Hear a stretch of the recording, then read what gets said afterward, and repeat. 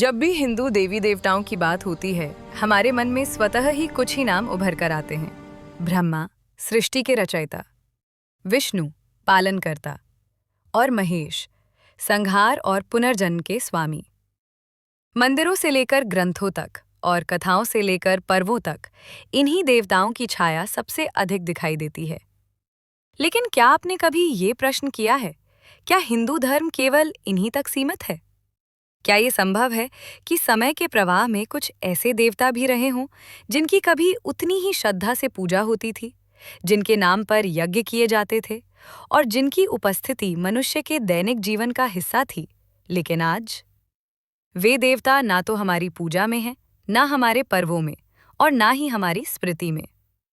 वे देवता जो कभी आकाश, अग्नि, पथ और समय के स्वामी थे, आज इतिहास के धुंधले पन्नों में लगभग भुला दिए गए हैं। आज हम आपको केवल एक कहानी नहीं सुनाने वाले।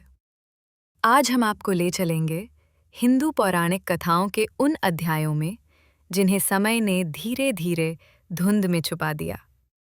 उन ग्रंथों के पन्नों में जहां नाम तो अंकित हैं, लेकिन अर्थ लगभग खो चुके हैं। उन परंपराओं में जो कभी यज्ञों की अग्नि में जीवित थीं, पर आज केवल लोक कथाओं में सांस ले रही हैं।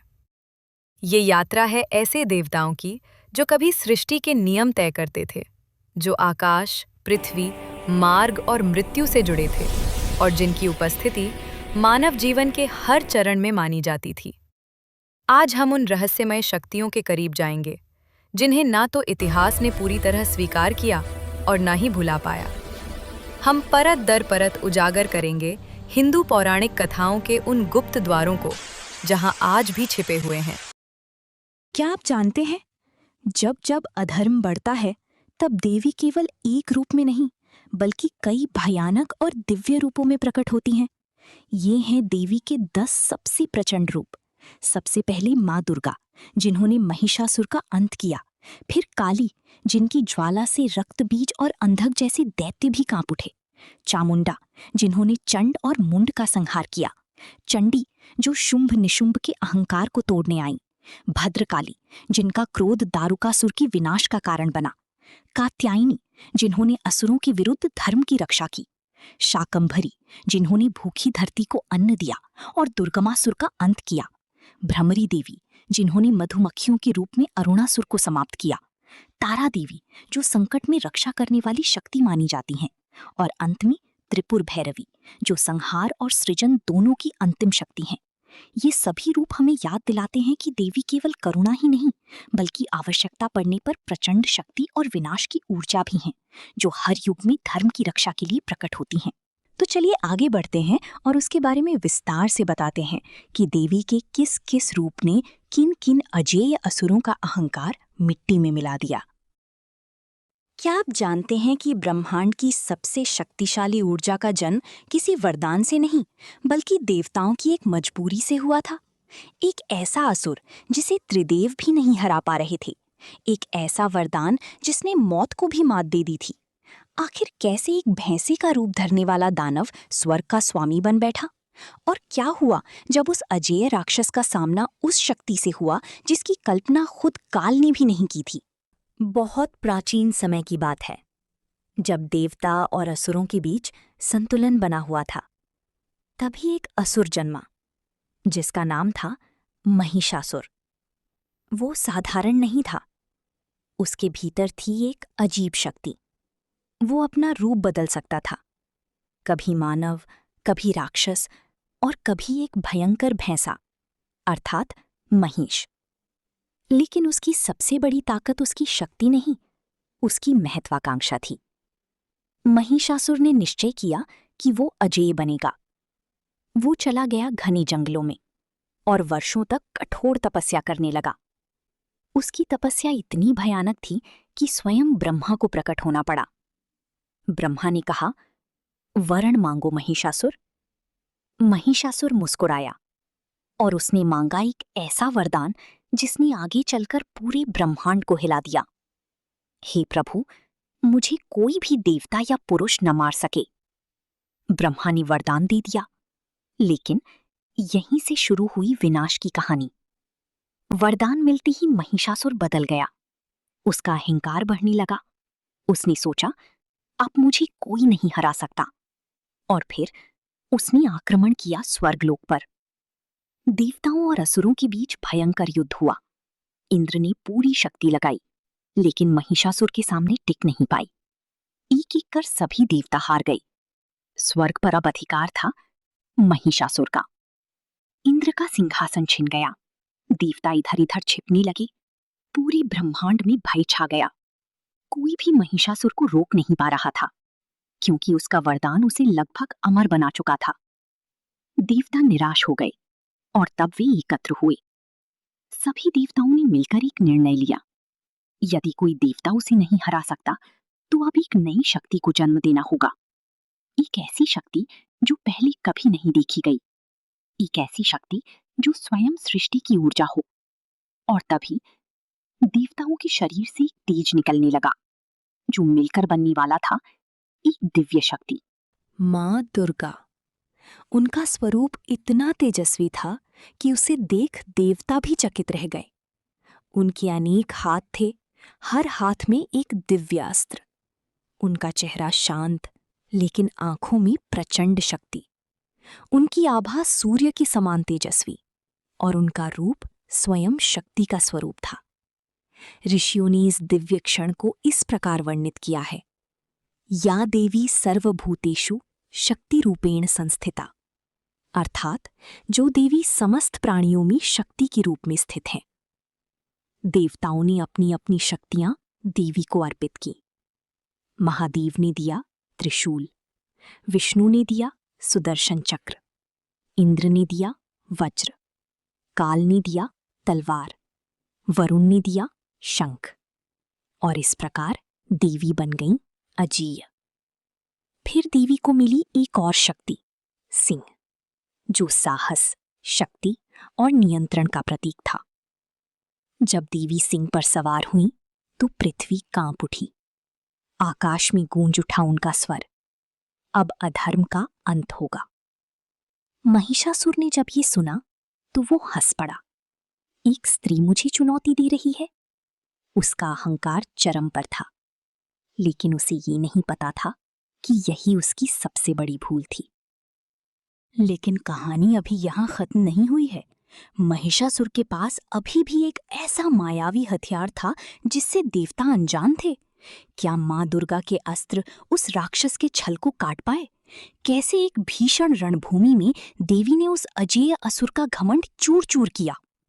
अगली कड़ी में हम रहस्यों से पर्दा उठाएंगे कि माँ दुर्गा ने कैसे किया महिषासुर का महासंहार, और उस वध के पीछे छिपा वो राज जो आज भी बहुत कम लोग जानते हैं। उस महायुद्ध को देखने के लिए तैयार हो जाइए। मिलते हैं अगले भाग में। क्या आप कल्पना कर सकते हैं एक ऐसा दैत्य जिसे जितना मारो वो उतना ही बढ़ता जाए? प्राचीन समय में एक अत्यंत शक्तिशाली असुर था, रक्तबीज, जिसकी हर रक्त की बूंद से एक नया रक्तबीज जन्म ले लेता था, और देखते ही देखते युद्ध भूमि असंख्य दैत्यों से भर जाती थी। देवता भयभीत हो उठे, क्योंकि कोई भी उसे रोक नहीं पा रहा था। तभी प्रकट हुई माँ दुर्गा, और उनके क्रोध से जन्म हुआ एक उग्र भयानक रूप, चामुंडा देवी। युद्ध शुरू हुआ। हर वार के साथ रक्तबीज और बढ़ता गया, लेकिन तभी देवी ने एक ऐसी रणनीति अपनाई जिसने युद्ध का रुख बदल दिया। चामुंडा देवी ने अपनी विशाल जिह्वा फैलाकर रक्तबीज की हर रक्त बूंद को जमीन पर गिरने से पहले ही पीना शुरू कर दिया। अब न कोई नई सेना बन रही थी, न कोई बचाव। धीरे धीरे रक्तबीज कमजोर पड़ा और अंततः देवी के प्रचंड प्रहार से उसका अंत हो गया। इस तरह एक अजेय लगने वाला दैत्य भी शक्ति और बुद्धि के संगम से पराजित हुआ और संसार में फिर से संतुलन लौट आया। क्या आपने कभी सोचा है, अगर पूरी पृथ्वी से अन्न और जल ही गायब हो जाए तो क्या होगा? ये वही भयावह समय था जब एक दैत्य दुर्गमासुर ने ऐसा ही कर दिया।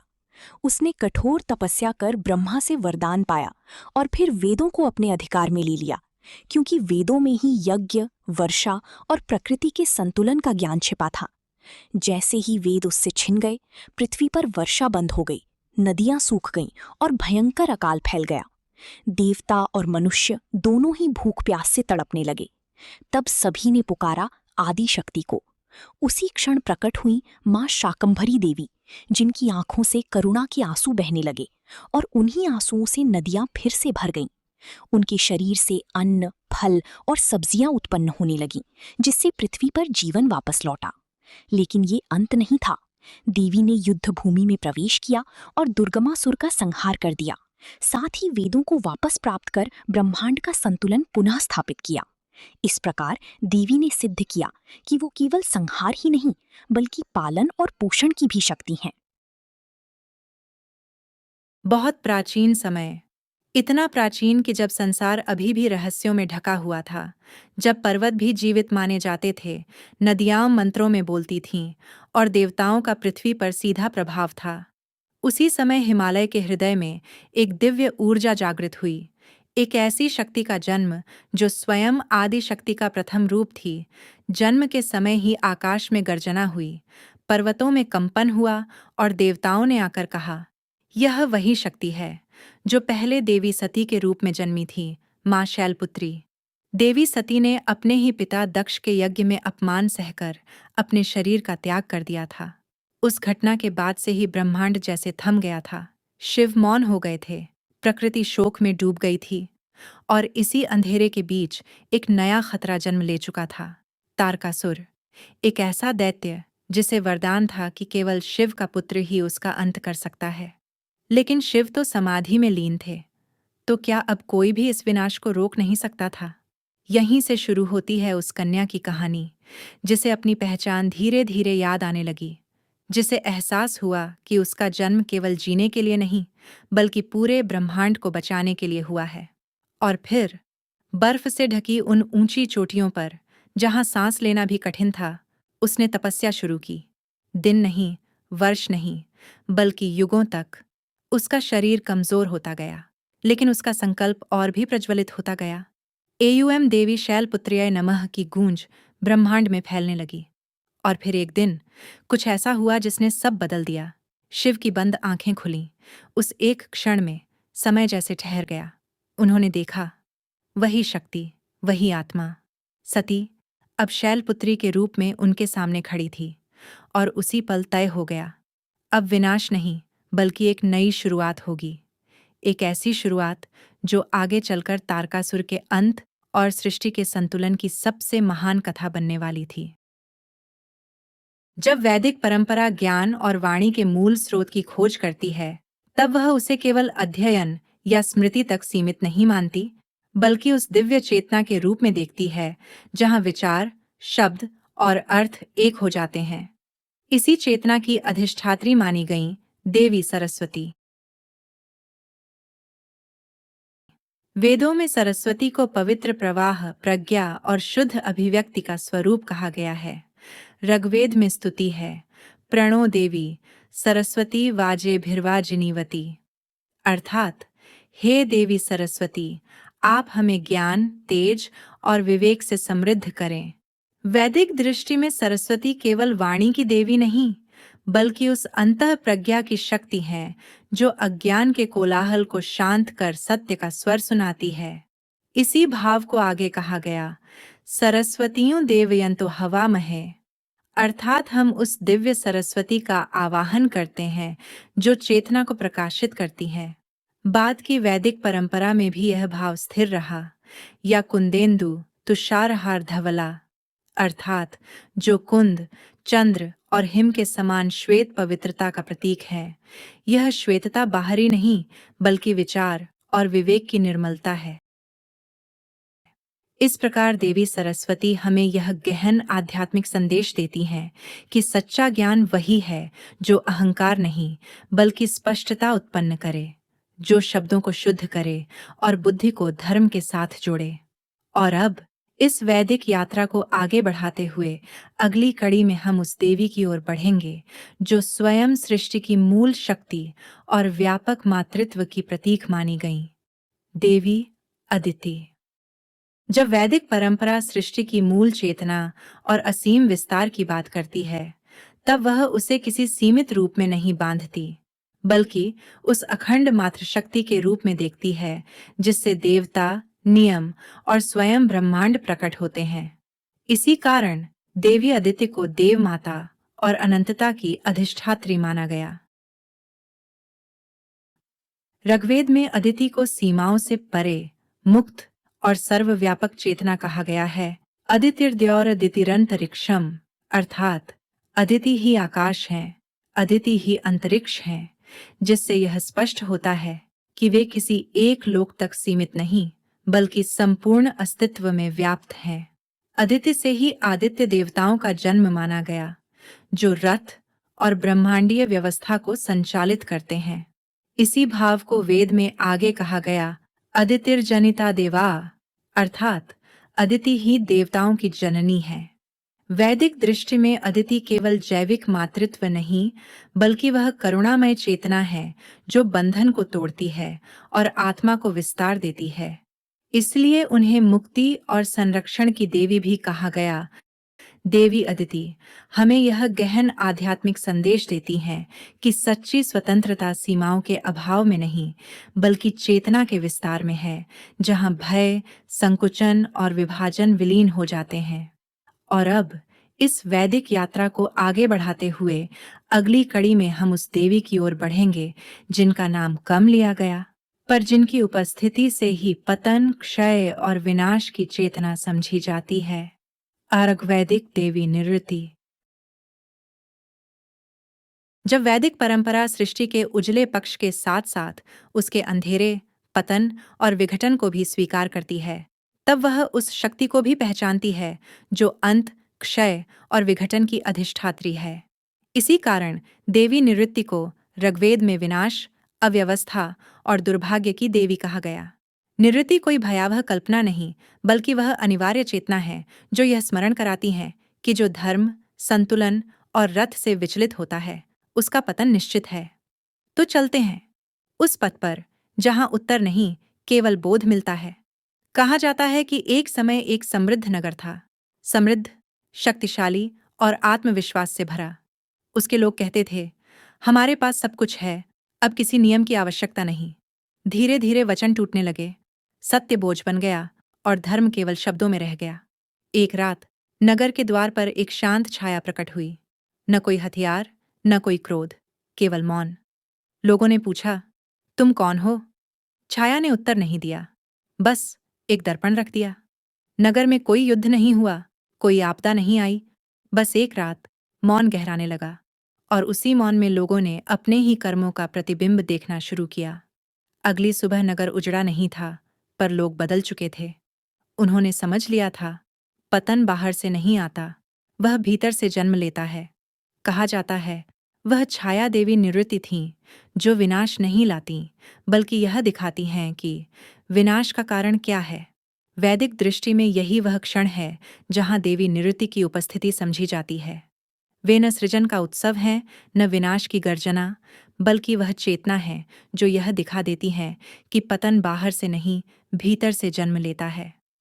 ऋग्वेद में प्रार्थना की गई, निवृत्तिन्नः पारयामसे, अर्थात हे निवृत्ति, हमें पतन और विनाश के पथ से दूर रखिए। यह दर्शाता है कि वैदिक दृष्टि में निवृत्ति से भय नहीं बल्कि उनसे चेतावनी ली जाती है। यही कारण है कि जब चेतना जागती है तब मार्ग अपने आप प्रकट हो जाता है।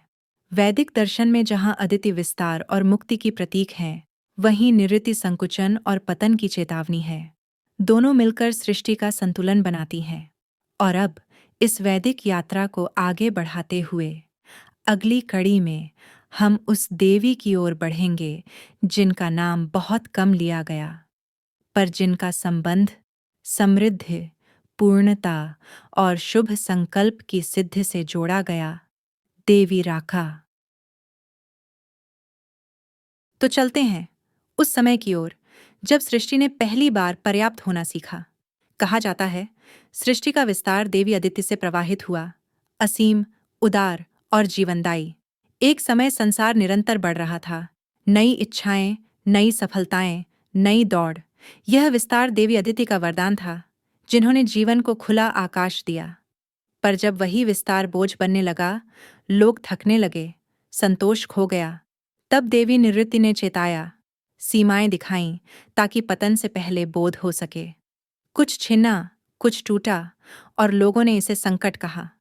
इसी संकट के क्षण में देवी राका प्रकट होती हैं, पूर्णिमा की शीतल रोशनी की तरह, जो न कुछ जोड़ती है न घटाती है, बल्कि यह स्पष्ट कर देती हैं कि अब पर्याप्त क्या है।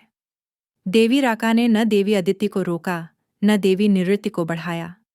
उन्होंने केवल एक सत्य उजागर किया कि हर चीज बढ़ाने के लिए नहीं होती, कुछ चीजें पूरा होने के लिए होती हैं। राका के प्रकाश में अदिति का विस्तार परिपक्व बनता है और निवृत्ति की चेतावनी भय नहीं, समझ बन जाती है। यही वैदिक सत्य कहता है, पूर्णम अधः पूर्णम इदं पूर्णात् पूर्णम उदच्यते, पूर्णस्य पूर्णम आदाय पूर्णम एवावशिष्यते। अर्थात पूर्णता से पूर्णता उत्पन्न होती है, पूर्ण में से पूर्ण निकल जाने पर भी पूर्णता ही शेष रहती है। इसी भाव को वेद में आगे कहा गया, आर्तम सत्यम चाभिद्यात् तपसोऽध्यजायत। अर्थात तप और संयम से ही अर्थ, संतुलन और सत्य प्रकट होते हैं, और यही अदिति के विस्तार और निवृत्ति की मर्यादा दोनों का आधार है। देवी राका की चांदनी में देवी अदिति की समृद्धि स्थिर होती है और देवी निवृत्ति का अंधकार दिशा पाता है। यहीं से अगला सूत्र जुड़ता है, देवी सिनीवाली, जो नव आरंभ और बीज रूप की अधिष्ठात्री हैं। राका की पूर्णता के बाद सिनीवाली यह दर्शाती हैं कि संतुलन से ही अगली सृष्टि का अंकुर जन्म लेता है। देवी सिनीवाली की कथा उन विरल वैदिक रहस्यों में से है जहां अंधकार भय नहीं बल्कि संरक्षण बन जाता है। वेदों में उन्हें अमावस्या की अधिष्ठात्री कहा गया है, उस रात की देवी जब आकाश पूर्णतः मौन होता है और संसार को लगता है कि सब कुछ थम गया है। पर उसी घोर अंधकार में सृष्टि का सबसे नाजुक रहस्य सुरक्षित रहता है। ऋग्वेद में उनका आवाहन करते हुए कहा गया है, सिनी वाली पृथ्वी सुभगा सुपाणी स्वस्थि नो देवी दिशतु। अर्थात, हे शुभहस्तिनी देवी सिनी वाली, पृथ्वी के समान उर्वर होकर हमें मंगल और सुरक्षा प्रदान करो। यह श्लोक संकेत देता है कि सिनी वाली केवल मातृत्व नहीं बल्कि जीवन की रक्षा करने वाली चेतना है। कहा जाता है कि वे एक अदृश्य रक्षक के रूप में कार्य करती हैं। ऋग्वेद उन्हें सुपर्णा कहता है, सुंदर पंखों वाली वह शक्ति जो बिना दिखाई दिए गर्भ में पल रहे जीवन की रक्षा करती हैं। कथाओं में सस्पेंस तब गहराता है जब कोई नकारात्मक शक्ति अजन्मे जीवन को बाधित करने का प्रयास करती है, और बिना किसी युद्ध या उद्घोष के सिनीवाली की मौन उपस्थिति उसे निष्फल कर देती है। अथर्ववेद और उत्तर वैदिक परंपराओं में उन्हें विष्णु की गुप्त शक्ति या माता लक्ष्मी का वह छाया रूप माना गया है जो केवल संकट और संक्रमण के क्षणों में सक्रिय होता है, मानो समृद्धि स्वयं जीवन की रक्षा के लिए मौन बन जाए। उनके स्वरूप का सबसे गूढ़ रहस्य उनकी हजारों जटाओं में छिपा बताया गया है, जहाँ प्रत्येक जटा किसी गुप्त मंत्र या सृष्टि के अनकहे नियम का प्रतीक है। इसीलिए देवी सिनीवाली यह सिखाती हैं कि सृष्टि की सबसे शक्तिशाली रक्षा अक्सर दिखाई नहीं देती, वह अंधकार में, मौन में और अमावस्या की शांति में कार्य करती है। और इसी रहस्यमयी रात्रि शक्ति को आगे समझने के लिए अगली कड़ी में हम उस देवी की ओर बढ़ेंगे जो उसी अमावस्या की दूसरी और भी सूक्ष्म अधिष्ठात्री मानी गईं, देवी कुहू। तो चलिए उस शांत क्षण से आरंभ करते हैं जब अमावस्या की रात में आकाश मौन होता है और संसार को लगता है कि कुछ भी घट नहीं रहा।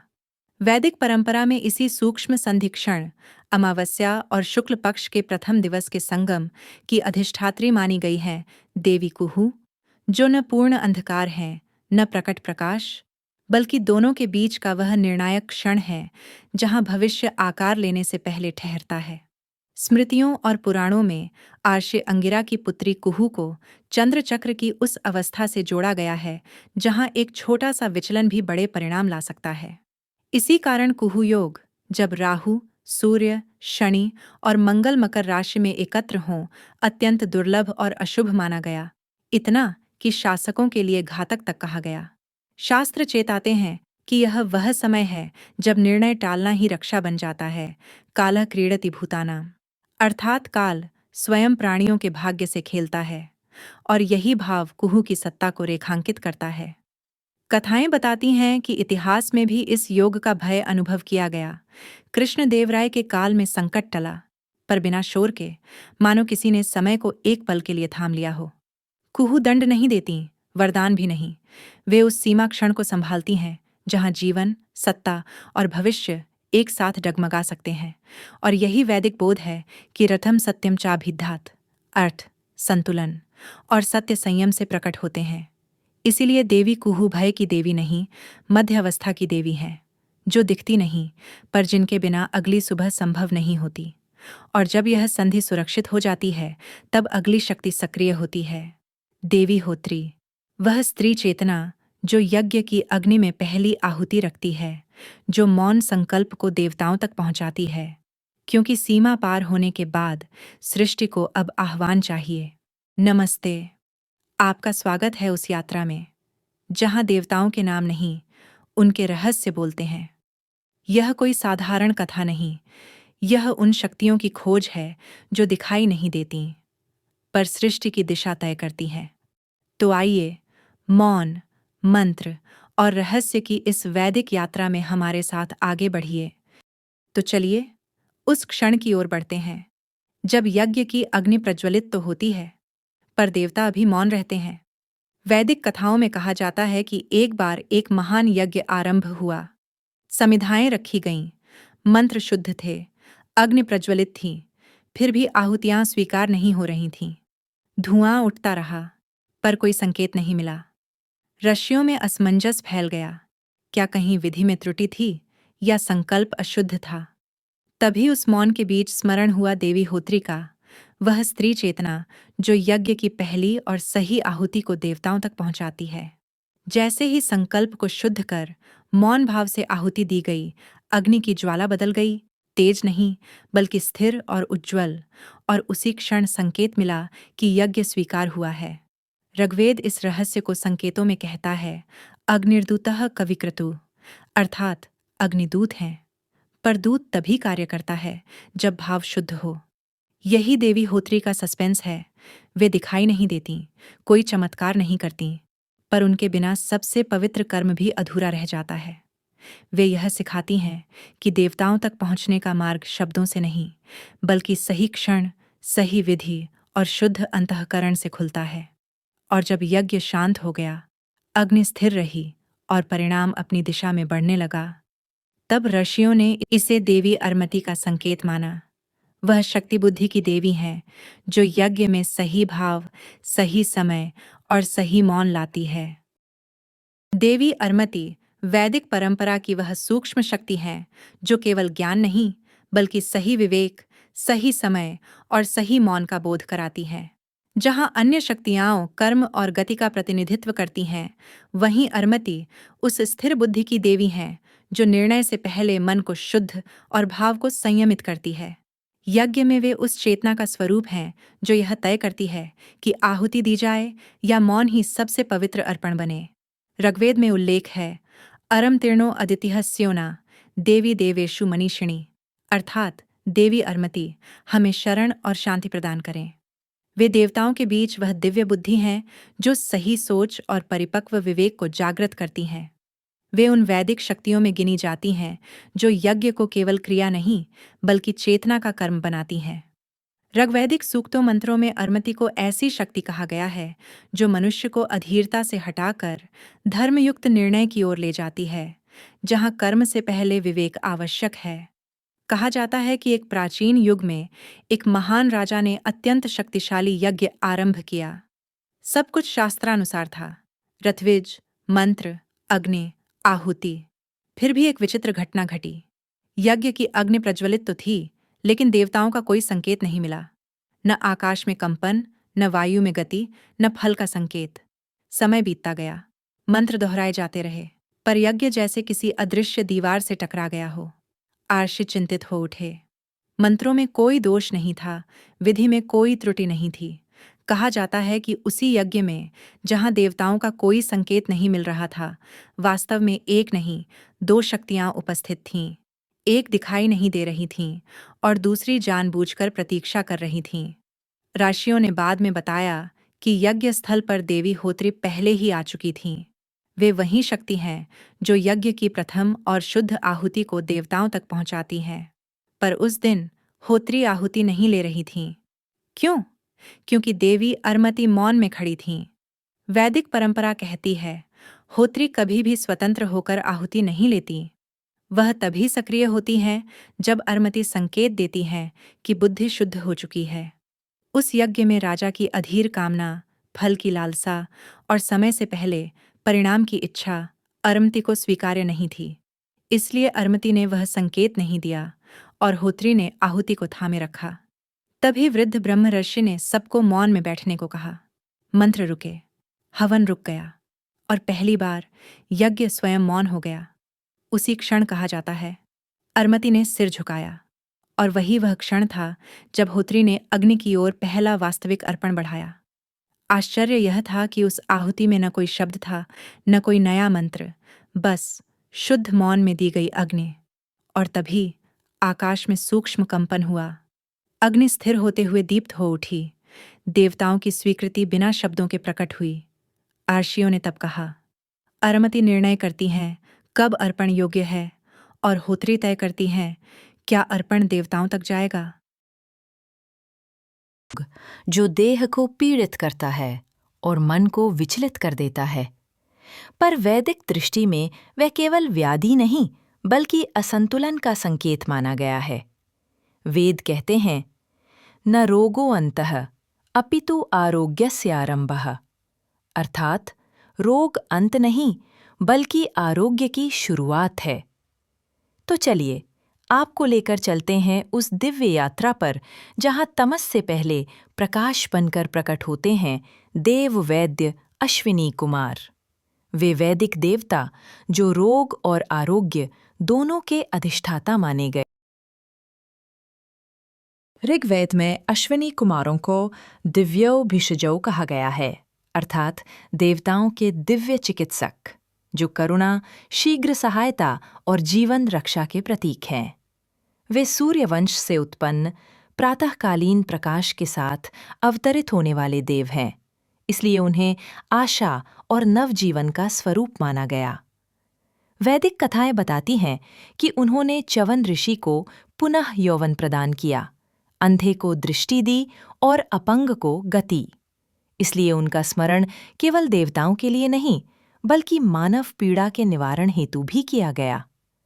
ऋग्वेद में स्तुति है, अश्विनो दिव्यो भिषजौ हवामहे, अर्थात हम उन दिव्य चिकित्सक अश्विनी कुमारों का आवाहन करते हैं जो कष्ट हरने वाले हैं।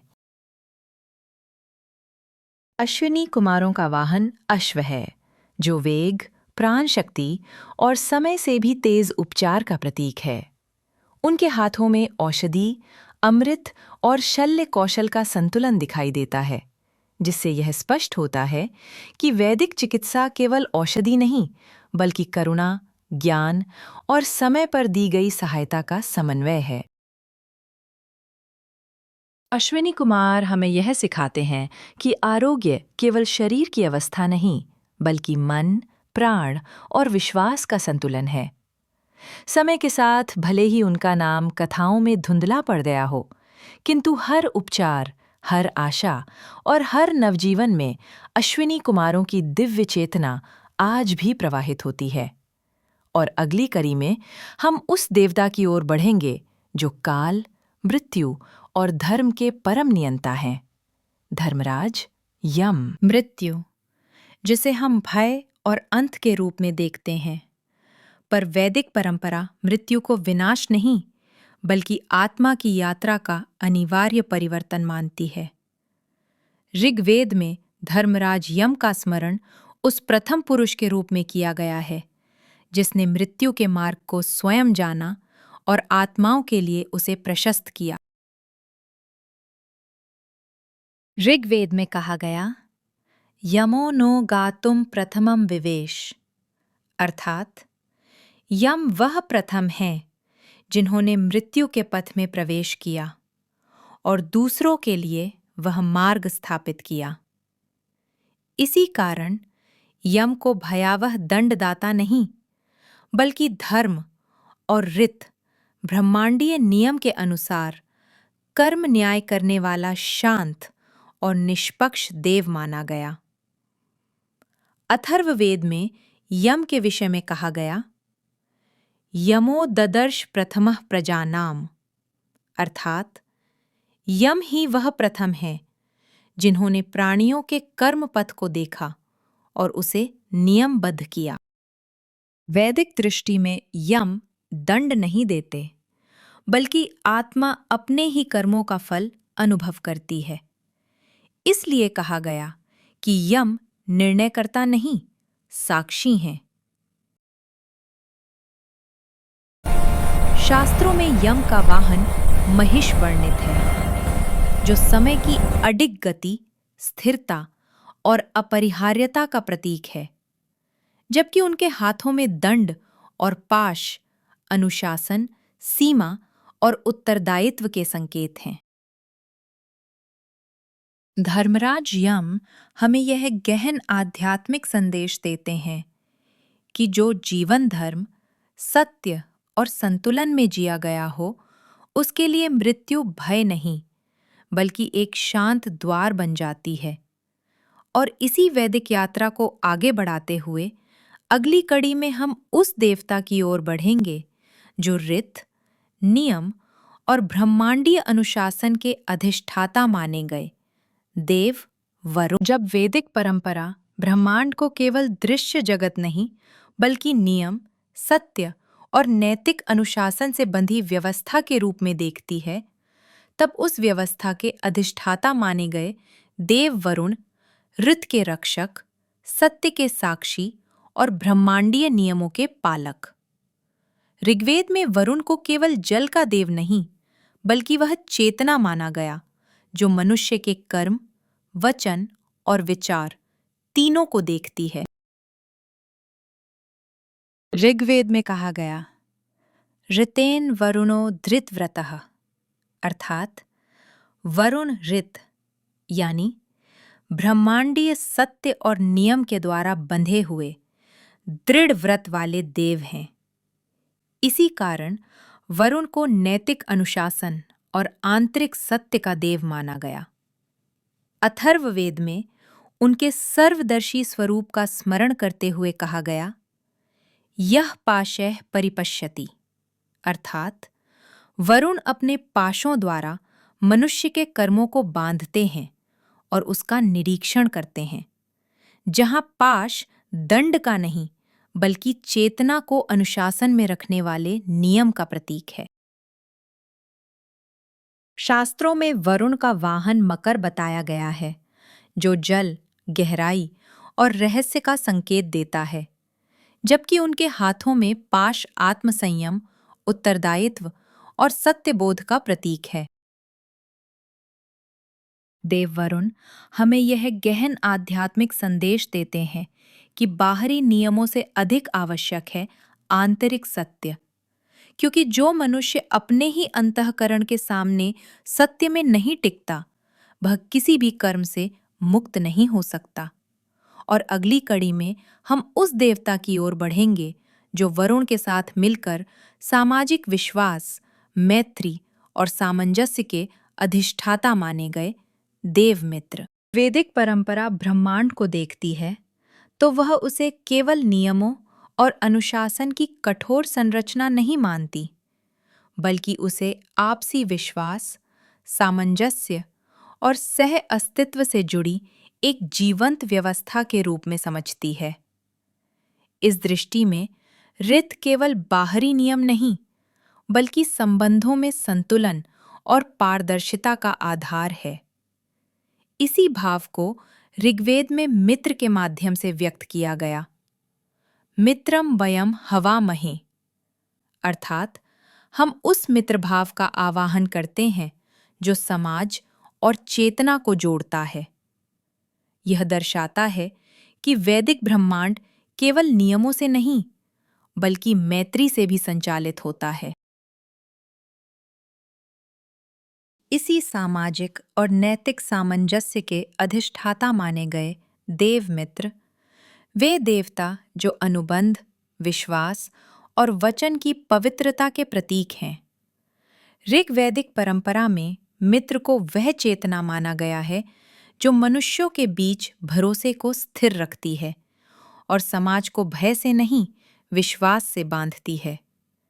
वेद में कहा गया, मित्रो जनान यातयति प्रजानन, अर्थात मित्रदेव मनुष्यों को समझते हुए उन्हें सही मार्ग की ओर प्रेरित करते हैं। जहां वरुण नियमों के कठोर पक्ष के रक्षक हैं, वहीं मित्र उन्हीं नियमों को मानवीय और स्वीकार्य बनाते हैं। देवमित्र हमें यह गहन आध्यात्मिक संदेश देते हैं कि ब्रह्मांडीय व्यवस्था तभी पूर्ण होती है जब नियमों के साथ साथ विश्वास और मैत्री भी जीवित हों। जो समाज केवल भय और नियंत्रण से चलता है, वह स्थायी नहीं होता। स्थायित्व तब आता है जब संबंध सत्य और विश्वास पर आधारित हों।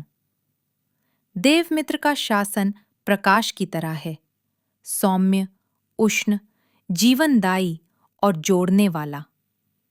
और अब इस वैदिक यात्रा को आगे बढ़ाते हुए अगली कड़ी में हम उस देवता की ओर बढ़ेंगे जो प्रकाश। जब वैदिक परंपरा ज्ञान और वाणी की बात करती है, तो वह उसे केवल सूचना या शब्दों का संग्रह नहीं मानती, बल्कि उस दिव्य बुद्धि के रूप में देखती है जो अज्ञान को चीरकर सत्य का प्रकाश प्रकट करती है। इसी ज्ञान, विवेक और दिव्य वाणी के अधिष्ठाता माने गए देव बृहस्पति। वैदिक दृष्टि में बृहस्पति वह चेतना है जो विचारों को दिशा देती है, वाणी को शुद्ध करती है और मनुष्य को धर्म के पथ पर स्थिर करती है। ऋग्वेद में देव बृहस्पति को देवताओं का गुरु, मंत्रों का स्वामी और वाणी का अधिष्ठाता कहा गया है। वे केवल उपदेश देने वाले नहीं, बल्कि युद्ध और संकट के समय भी देवताओं को सही निर्णय की शक्ति प्रदान करने वाले देव हैं। ऋग्वेद में उनकी स्तुति करते हुए कहा गया, बृहस्पते अति यद अर्यो अर्हात, अर्थात हे बृहस्पति, आप अपनी दिव्य बुद्धि से बाधाओं को पार कराते हैं और सत्य की रक्षा करते हैं। यह दर्शाता है कि बृहस्पति का ज्ञान स्थिर नहीं, बल्कि सक्रिय और मार्गदर्शक है।